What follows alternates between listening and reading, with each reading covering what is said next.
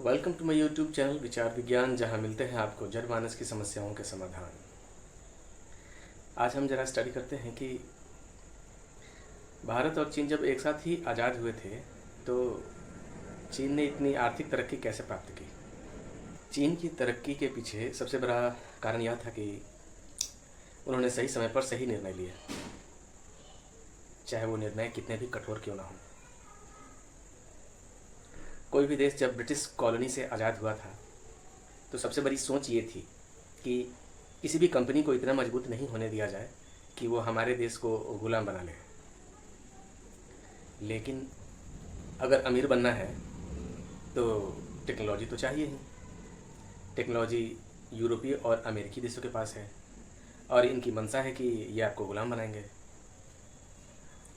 तो अगर टेक्नोलॉजी और पैसा चाहिए तो यूरोपीय देशों की कंपनियों को अपने देशों में लाने देना होगा, और ख़तरा यह है कि ये लोग जब आते हैं तो फिर से देश को गुलाम बनाने की कोशिश करेंगे। भारत ने इस डर से बचते हुए लाइसेंसी राज लागू किया कि सरकार आपको बिजनेस करने के लिए लाइसेंस देगी, तभी आप व्यापार कर सकते हैं। लेकिन इसका परिणाम हुआ कि करप्शन बहुत ज़्यादा बढ़ा। लाइसेंस लेने के लिए बहुत पैसे खर्च करने पड़ते थे। इससे देसी कंपनियों को भी नुकसान हुआ। उसकी जगह चीन ने दूसरी नीति अपनाई। विदेशी कंपनियों को आमंत्रित तो किया, लेकिन ज़मीन उन्हें अपनी शर्तों पर दिया।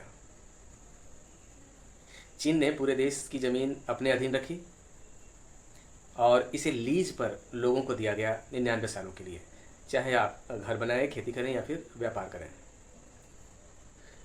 इसका परिणाम ये हुआ कि कंपनियां ग्रोथ तो करी, लेकिन सरकार का इस पर पूर्ण नियंत्रण था।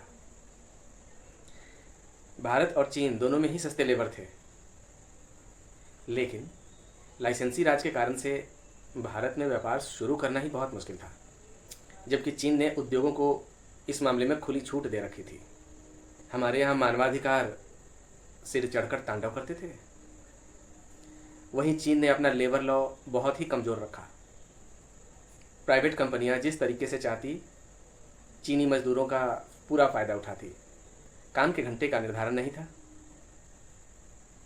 सैलरी कंपनियां अपने अनुसार तय करती थी। यानी कि चीनी जनता का पूरा दोहन हुआ, बहुत शोषण हुआ। लेकिन विदेशों से पैसा आता रहा, धीरे धीरे चीन संपन्न होने लगा। यानी कि कुल मिलाकर कहा जाए तो सरकार ने कंपनियों के लिए चीज़ें बिल्कुल आसान कर दी। लैंड एक्विजिशन यानी कि भूमि अधिग्रहण सरकार के पक्ष में था, बहुत आसान। सरकार जहाँ जिसकी ज़मीन चाहे ले सकती थी। हमारे यहाँ तो भूमि अधिग्रहण इतना मुश्किल है कि कोई छुटभैया नेता उठ के खड़ा हो जाएगा, चिल्लाने लगेगा पर्यावरण का नुकसान होगा, किसानों से उसकी ज़मीन छीन ली जाएगी, और जनता उसको सपोर्ट भी करती है, क्योंकि गरीबों की राजनीति तो हमेशा होती रहेगी। वो तो नेता बन जाएगा, लेकिन कंपनी नहीं आएगी। बिहार के बर्बाद होने के पीछे एक बहुत बड़ा कारण यह भी है, गरीबों की राजनीति। गरीबों की बात तो की जाती है, लेकिन तात्कालिक फ़ायदा दिखाकर उनके बच्चों को मजबूर किया जाता है कि वो दूसरे राज्यों में जाकर नौकरी करें। चीन ने ये गलतियां नहीं की। आसानी से ज़मीन उपलब्ध कराया, आसानी से लेबर उपलब्ध कराया। चीनी जनता का शोषण तो हुआ, लेकिन चीन में विदेशों से पैसा बहुत आया, प्रोडक्शन बहुत ज़्यादा होने लगे, तो निर्यात भी बढ़ा। साथ ही चीनी लोगों ने उन विदेशी कंपनियों की टेक्नोलॉजी चोरी की। सरकार की सहायता से बहुत सारी डुप्लीकेट चीज़ों की कंपनियां स्टैब्लिश होने लगी। लगभग हर चीज़ों की डुप्लीकेट कंपनियां चीन में बन चुकी थी। कई सारी विदेशी कंपनियां ये देखकर भागने भी लगी, लेकिन तब तक चीन अपनी जड़ें मजबूत कर चुका था। सरकार का एक और बेहतरीन कदम था, जितने भी मजदूर थे उनकी स्किल डेवलपमेंट के लिए बहुत से प्रोग्राम चलाए गए। यानी कि अब चीन के पास विदेशों की टेक्नोलॉजी भी थी, पैसे भी अच्छे खासे हो गए थे, सस्ते मजदूर तो थे ही, उनकी टेक्नोलॉजी भी थी। शुरुआत में ये टेक्नोलॉजी उतनी रिलायबल नहीं थी। चीन के सामान का बहुत ही वो शिकायत हुआ करता था कि चीन के सामान की कोई गारंटी होती नहीं है। लेकिन समय के साथ उन्होंने अपनी टेक्नोलॉजी डेवलप की, R&D पर बहुत पैसे खर्च किए, हर टेक्नोलॉजी का डुप्लीकेट बना रखा, और इस तरह से चीन ने एक अपनी बहुत बड़ी इंडस्ट्री खड़ी कर ली। अब अपने जनता के शोषण से उन्होंने भरपूर माल का उत्पादन किया और आसपास के सभी देशों में बहुत ही सस्ते माल को डंप करने लगे। इस तरह चीन ने अपनी गरीबी बहुत ही कम समय में दूर की। भारत अपने लाइसेंसी राज के कारण से इतना परेशान रहा कि 90 के दशक में उसको अपने सोने को गिरवी रखना पड़ा था।